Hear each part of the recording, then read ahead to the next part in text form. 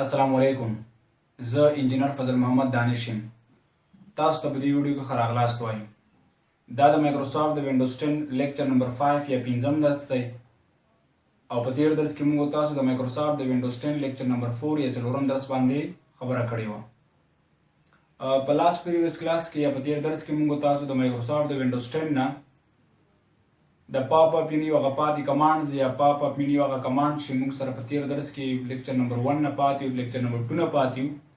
په هغه باندې خبره کړې وه چې هغه عبارت وصل کې ډېر د سورټ بای د آپشن نه او ریفریش کمانډ و د پیسټ او د پیسټ شارټ کټ خبره هم کړې وه او ډېر موږ دا خبره وکړه چې د پیسټ او د پیسټ شارټ کټ د کمانډ توپیر څه دی موږ سره یعنې که چېرته موږ تاسو سیف فار ایگزامپل د یو یو اس بي نه یا د میموري کارډ نه څه فایلز او ډیټا راواخلو او وغواړو چې خپل کمپیوټر ته کاپي کړو نو که چېرته موږ هغه فایل د هغې ځای نه کاپي کړو یا هغه ډیټا کاپي کړو په خپل کمپیوټر کې بیا پیسټ کړو پیسټ شارټ کټ کلیک کړو نو د پیسټ او د پیسټ شارټ کټ د هغه ډیټا یا د فایل ترمنځ به بیسیکلي توپیر څه وي موږ سره په دې باندې خبره کړې وه. د مایکروسافټ د وینډوز 10 نه د نیو فولډر د جوړولو طریقه کار مو ښودل او د نیو فولډر د اهمیت په باره کې یا پریارټي په باره کې هم خبرې کړې وې. نوی فولډر د جوړولو لاجیک او میتھډ مې فولډر ته د نوم بدلیدل فولډر ته د نوم پښتو نوم ورکول او دا فولډر ډیلیټ کول واپس مونږ په دې باندې هم تیر کلاس کې خبره کړې وه. د مایکروسافټ وینډوز 10 په لیکچر نمبر 5 یا 5م درس کې بعد د مایکروسافټ د وینډوز 10 د پاپ اپ مینیو فائنل یا لاست نمبر کمانډ تشریح کوو چې ډېر امپورټنټ او ډېر مهم کمانډ دی چې هغه موږ سره د پرسونلایز نه عبارت دی. از اکثر کسان غواړي چې د خپل کمپیوټر په ډیسکټاپ باندې رنګونه بدل کا عکسونه بدل کا یا وال پیپر بدل کا خو هغوی دا ایکسپیرینس نه لري چې څنګه دوی وکولی شي چې په ډیسکټاپ باندې کلرز په ډیسکټاپ باندې امیجز او وال پیپرز او دا کریټ کی یا جوړ کی اوس راک شو. نو د دې لپاره چې تاسو په دغه کار باندې پورا حاکم شئ زده کړئ نو لیکچر نمبر 5 ویډیو کمپلیټ وګورئ تاسو ترڅو تاسو په ډیسکټاپ باندې د کومې خبرې چې موږ وکړې په دې باندې تاسو پوره پوه شئ چې په ډیسکټاپ باندې به موږ یو عکس څنګه بدلو په ډیسکټاپ باندې به موږ یو کلر څنګه سیو کوو په ډیسکټاپ باندې به موږ سلایډ شو څنګه سیو کوو. د سلایډ شو نه هدف موږ سره دا وي چې په ډیسکټاپ باندې به اتوماتیک ډول باندې عکسونه تبدیل یا چینج کړي هغه ټایم مطابق په چینج کړي که یو منټ ورکړي یا مثلا نیم ساعت ټایم تا ورکړ د هماغه ټایم مطابق به تا سره عکسونه په ډیسکټاپ باندې خپل اتوماتیکلی چینج. نو مایکروسافټ وینډوز 10 لیکچر 5 ټول وګورئ. د ویډیو د کتلو نه مخکې د ټولو ملګرو نه هیله کوم د مهربانۍ له مخې د زموږ چینل سبسکرایب کړئ د بیل آیکن کېکاږئ ترڅو زموږ نوې ویډیوګانې تاسو زر تر زر ورسېږي. دغه ویډیو د فضل محمد دانش یعنې زما په خپله آی ډي باندې هم اپلوډ کوم. خامخا ویډیو د هغه کسان چې یوټیوب ته لاسرسی نه لري چینل ته لاسرسی نه لري زما د آی ډي نه کولی شي زما ویډیو تعقیب کا ویې ګوري ویډیو ته لازمي لایک ورکړئ کمنټ ورکړئ ترڅو موږ ته پته ولګي چې زموږ ویډیو څومره خلکو ته رسېدلی او کتلې ده. نو راځئ په مایکروسافټ وینډوز 10 لیکچر نمبر 5 باندې سټارټ.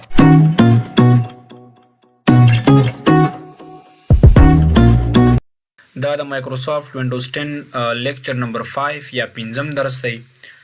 په لاست نمبر پریویس کلاس کې موږ تاسو د مایکروسافټ د وینډوز 10 لیکچر نمبر 4 یا 4م درس باندې خبره کړې وه. په پریویس کلاس کې د مایکروسافټ د وینډوز 10 د پاپ اپ مینیو د کمانډز د لیست نه موږ د سورټ بای ریفریش پیسټ او د پیسټ شارټ کټ او دغه رنګ د نیو کمانډ د لارې نه د نیو فولډر په باره کې موږ ډسکشن هم کړی. په لاست نمبر پریویس ویډیو ریکارډینګ کې موږ تاسو خبره وکړه چې سورټ څه دپاره استعمالیږي ریفریش څه دپاره استعمالیږي پیسټ او د پیسټ شارټ کټ څه اهمیت دی او پیسټ او د پیسټ شارټ کټ ترمنځ مین ډیفرنسز موږ سره چی دي. دغسې موږ تاسو د نیو فولډر په باره کې هم خبره وکړئ چې نیو فولډر څه ته ویل کېږي د هغې اهمیت یا پریارټي هم ډسکس کړی د نیو فولډر د جوړولو طریقه کار هم ویلو چې ولې موږ په کمپیوټر کې نیو فولډر جوړوو د نیو فولډر موږ سره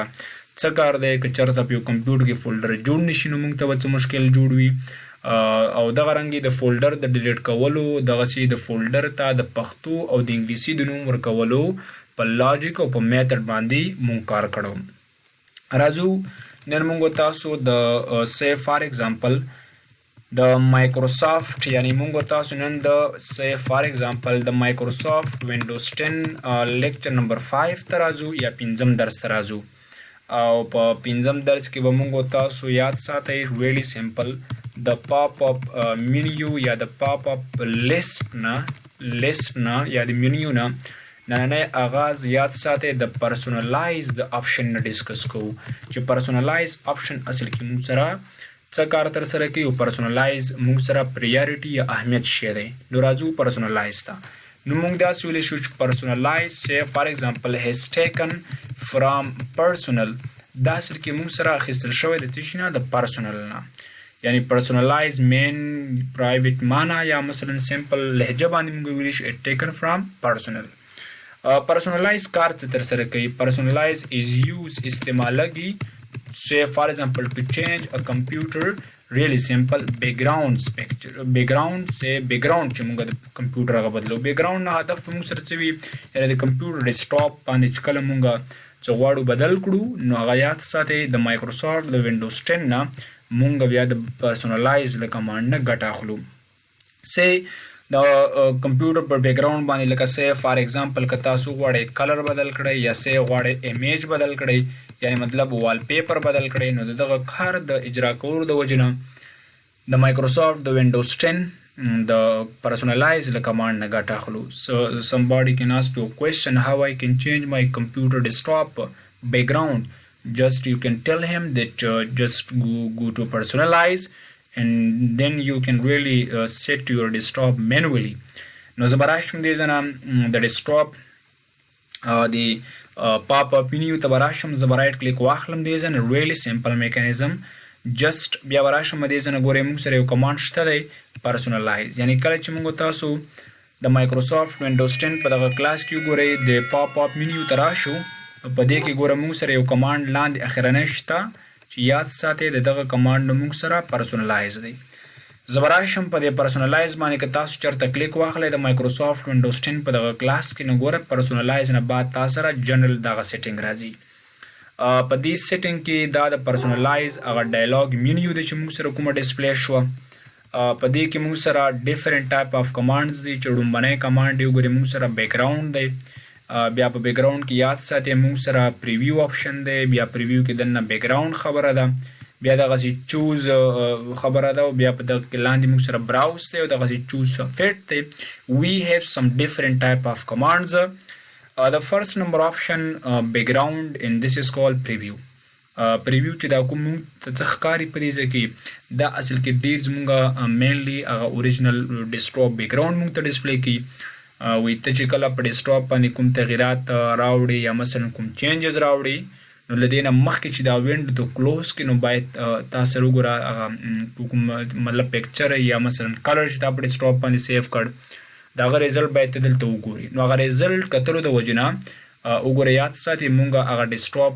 لنډ هغه پریویو آپشن یا مثلا ډسپلی دلته کتی شو say for example که تاسو راشئ ګورئ اوس ما په دې ډیسکټاپ باندې ګوره د دانش آی ټي کوم مطلب تمنیل چې دی هغه سیف دی که چېرته تاسو غواړئ دا سمپل عکس ته بدل کړئ نو اټس ناٹ پرابلم مشکل نه دی تاسو ته just if you want to change your desktop background to the simple color or to another image right click on a desktop just go personalize and now you can choose your background ته به راشئ دې ځای نه په بیکګراوند باندې به تاسو کلیک واخلئ نو لومبی خو تاسو نه پوښتنه چې کله تاسو بیکګراوند باندې کلیک کړئ نو تاسو نه درې پوښتنې تاسو له یا درې آپشن تاسو له درکوي the first number option is called picture the second number option is called solid color and the last one is called slideshow we have these three important command that now we will discuss it زه به راشم د picture option ته به راشم really simple او دا وګوره د پکچر آپشن په کلیک کولو سره اتوماتیکلی موږ ته د پکچرو دغه لیست موږ ته اتوماتیکلی راکړ دغه کوم تمنیل چې دی دا مینولی ما په ډیسکټاپ باندې سیف کړی دی دا به ستاسو په پکچر په ګروپ کې وینه او دا موږ سره هغه پکچرز دي چې دا د مایکروسافټ وینډوز 10 د کمپنۍ یعنی د فرش انسټالیشن سره اتوماتیکلی دلته تا ته پراته وي تا ته ډسپلی کېږي زه به راشم دې ځای نه هر یو عکس چې تاسو غواړئ په ډیسکټاپ باندې سیف کړئ نو تاسو کړئ شي هغه باندې جسټ کلیک واخلئ اوکې یا یس ته کوم ضرورت شته نه دی په یو کلیک باندې تاسو هغه په سکرین یا په ډیسکټاپ باندې یو کین ریلی سیو اټ هیر. زه به راشم ګوره اوس نارملی تاسو دلته پریویو کې هم کتای شئ او که تاسو دا مینیمایز کړئ دلته راشئ ګورئ په دې ځای کې موږ ته هغه ډیسکټاپ چې کوم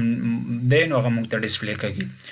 نو زه به راشم جسټ د پرسنلایز سیټینګ ته به راشم دا تمنیل نه غواړم دغه عکس غواړم نو جسټ کلیک هیر دس ون پکچر او بیا راشه ګوره ډیسکټاپ ته وګوره نو ګوره تاسو سره سیمپل هغه پکچر په دې باندې سیف شو. کله چې موږ تاسو راشو واپس دا کلوز کې یا مینیمایز یې کړئ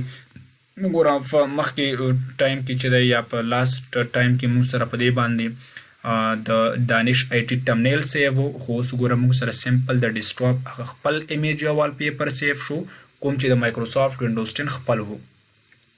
که دغسې دا خو سیمپل میکانیزم میتھډ و یو کین ریلی سیو اټ هیر سیمپل ایمیج فرام پرسنلایز.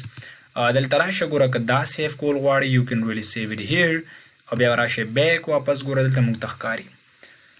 که اوس موږ سه فار ایگزامپل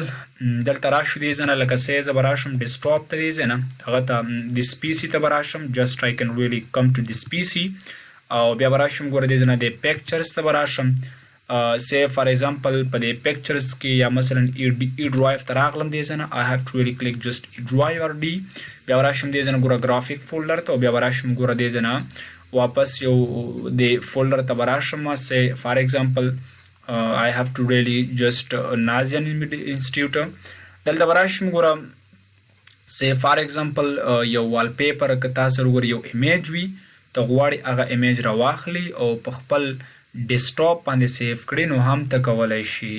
نو د دې لپاره چې هغه وال پیپر یا ایمیج تاسو راواخلئ او په ډیسکټاپ باندې سیف کړئ نو جسټ تاسو رائټ کلیک پرسنلایز هغه وال پیپر یا هغه ایمیج چې تاسو راغه په ډیسکټاپ نه بلکې تاسو سره په یو فولډر کې پروت وي یا مثلا تاسو سره په یو میموري کارت یا یو اس بي کې چې د کمپیوټر سره کنیکټ وي په هغه کې تاسو سره یو عکس وي او ته غواړئ چې هغه ډایرکټلی د پرسنلایز د کمانډ د لارې نه یا د آپشن د لارې نه په ډیسکټاپ باندې سیف کړئ جسټ ناو یو کین go and follow this one method.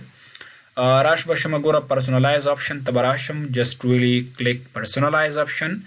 او دلته ګوره په دې لیست کې مې بي ستا دغه پکچر چې کوم د خوښې پکچر دی په دې لیست کې وي نه نو دغه آپشن لپاره به تاسو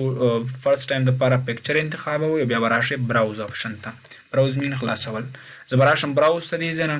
چې کله براوز ته راغلم نو ما ته وایي چې په پکچر ته کوم یو غواړئ چې ځان سره سیف کړي نو لکه زه ورته یم چې آیا دا پکچر د خوښ دی یا دا خوښ دی نو زه ورته یم چې اټومیټیکلی آی هاف ټو ریلی دانش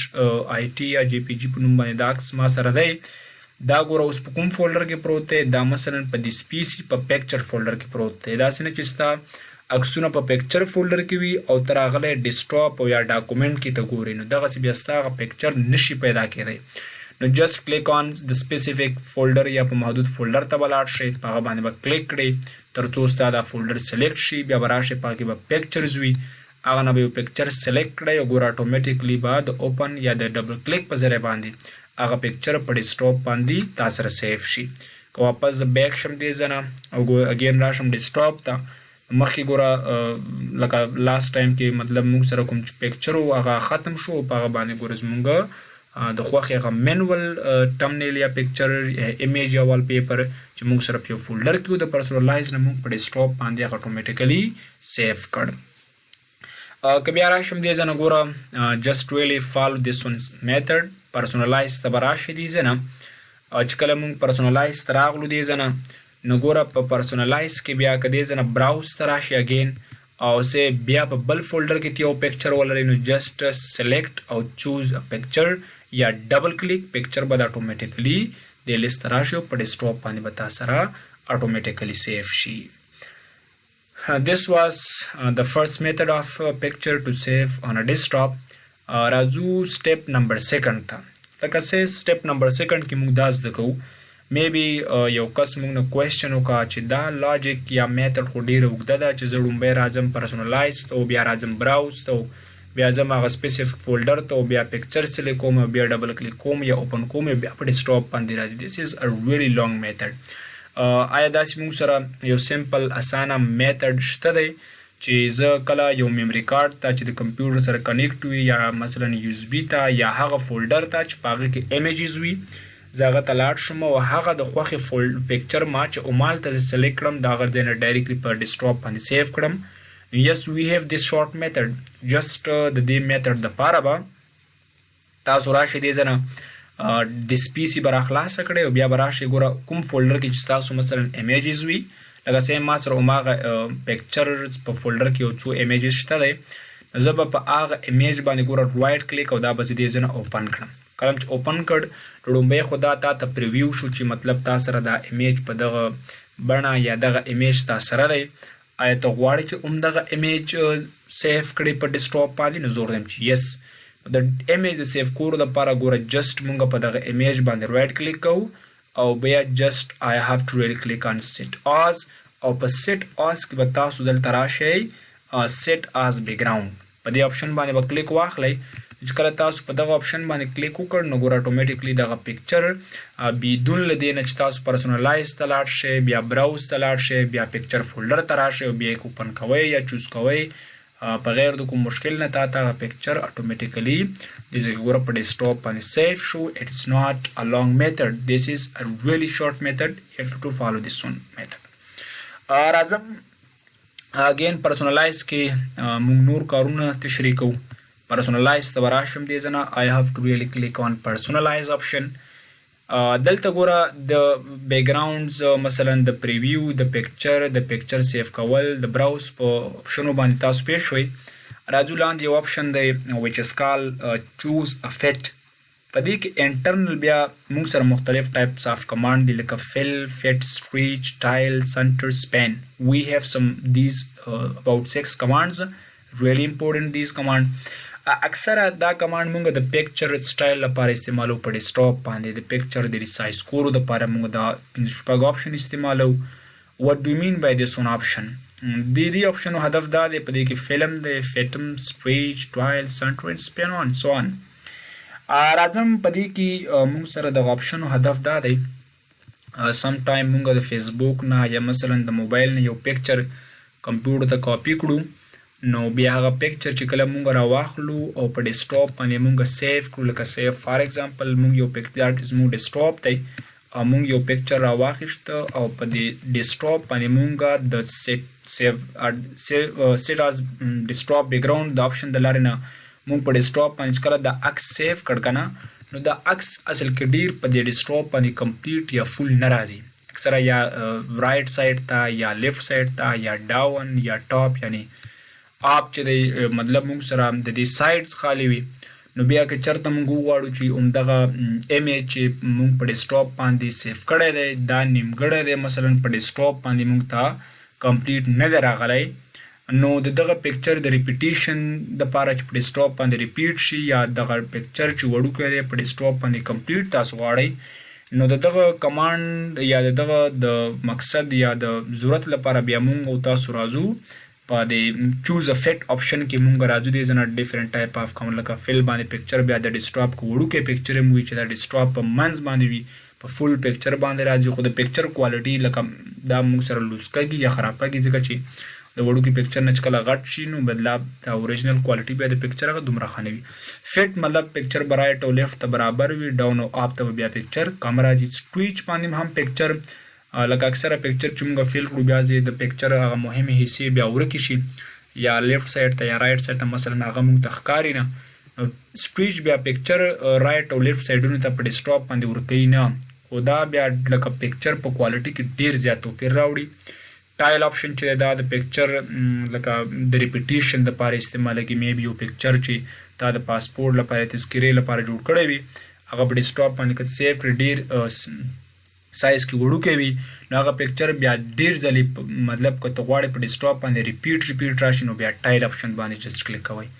سنټر باندې یو پکچر بالکل د ډیسکټاپ په سنټر یا په منځ باندې راځي او سپین هم د یو پکچر په ډیسکټاپ باندې د پکچر یو سټایل لپاره مونږ استعمالو. وی هیو دیس کمانډ دے آر ریلی امپورټنټ. بیا د دې بیکګراوند لاندې ګوره مونږ سره سالډ کلر دی. سالډ کلر لکه سمپل که تاسو غواړئ چې د پکچر سمپل تاسو ډیسکټاپ باندې یو رنګ سیف کړئ ګوره اوس وال پیپر دی مونږ سره یو امیج یو عکس دی د دې وال پیپر په ځای باندې یو سمپل غواړئ چې تاسو یو رنګ سیف کړئ نو سالډ کلر ته به راشئ دې ځای نه او بیا به تاسو ګوره دلته راشئ یو سمپل کلر به انتخاب کړئ دلته به سلیکټ واخلئ په دغه آپشن باندې ګوره تاسو یو سمپل کلر به سیف شي تور رنګ کې که مثلا بل رنګ غواړئ په دې باندې کلیک ګوره بل رنګ به سیف شي که بل رنګ غواړئ ګوره اتوماتیکلی دا بل رنګ به سیف شي او جست دا کلوز کوئ یا مینیمایز کوئ نو دغه کلر بیک ګراوند به تاسو یا کلر کوم کار چې دی یا رنګ چې دی هغه تاسو مینلی په ډیسکټاپ باندې کتلی شئ بیا دغسې مونږ که چېرته راشو دې ځای نه جسټ آی هاف ټو ریلی دا د کلر خبره وه نیکسټ آپشن که بیرته پکچر ته راشي بیا پکچر هم سیف کولی شي او که اګین ګوره دلته راشي د سلایډ شو ته نو دا مونږ سره ډېر زیات امپورټنټ کمانډ دی یعنی خبره دا ده چې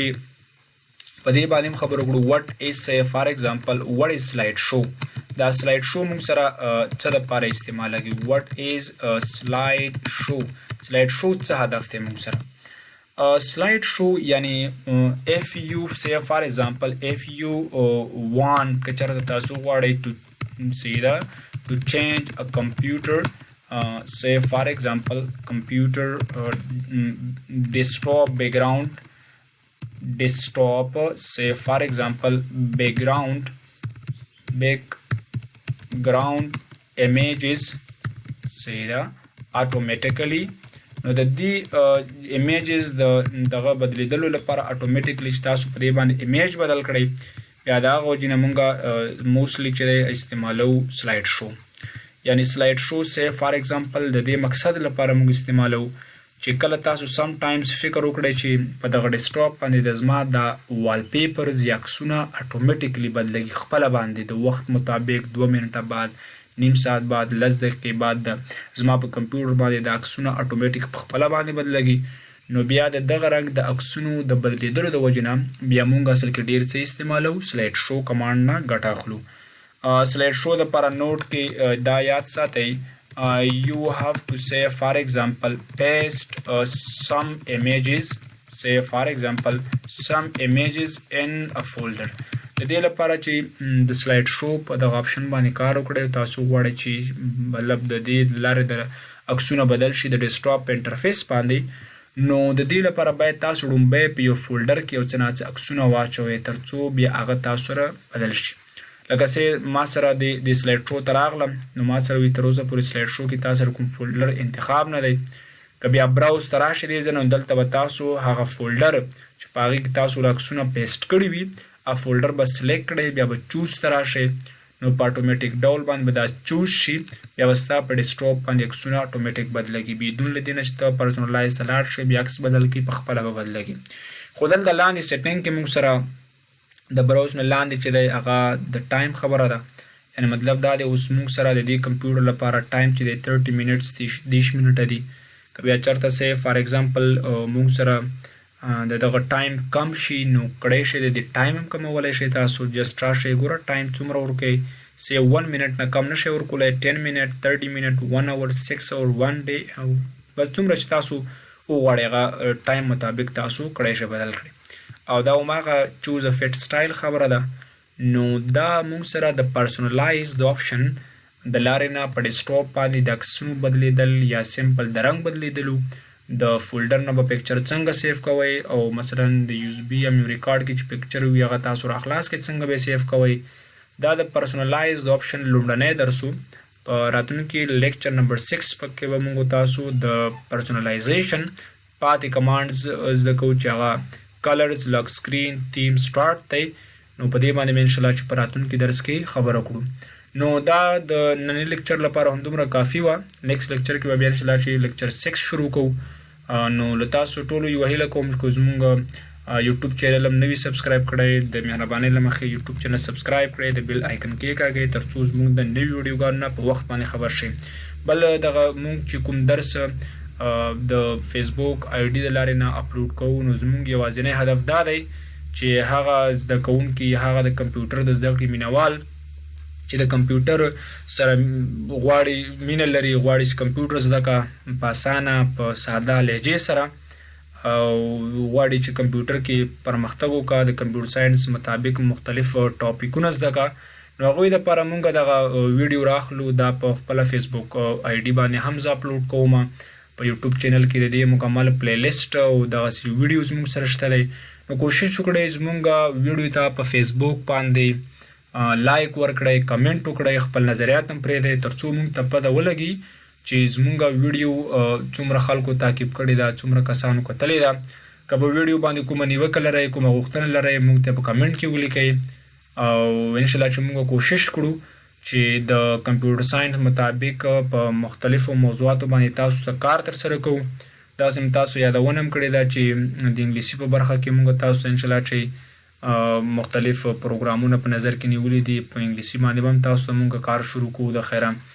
نو خبره دا ده چې موږ یوازینی هدف دا دی چې زموږ دغه څه زده دي دا په اسانه، په روانه او په ساده لهجه باندې ټولو د علم مینوالو ته په اسانه ډول باندې وروپېژنو او هغوی ته وړاندې کړو. او مونږ د دغه کمپیوټر په برخه کې د بیسک لیول نه ځکه سټارټ وکړ چې اکثره کسان د کمپیوټر سره بلد نه یا مثلا د کمپیوټر انټرفیس بالکل دغه ټچ کړی نه. نو که مونږ داسې یو سخت پروګرام باندې کار شروع کړی وای نو میبي هغه کنفیوز شي، مثلا هغه د پروګرام ته مطلب لیوال نه چې دا پروګرام زده کړم. نو دغه لپاره باید چې مونږ لکه د بیسک پروګرام سټارټ کړی دی انشاءالله چې په تفصیل سره به وروسته بیا سټیپ وایز باندې نورو پروګرامونو ته ځو، نورو موضوعاتو ته به ځو او په هغه باندې به انشاءالله چې بحث وکړو. د ویډیو له کتلو مننه. تر راتلونکي درس پورې د الله په امان.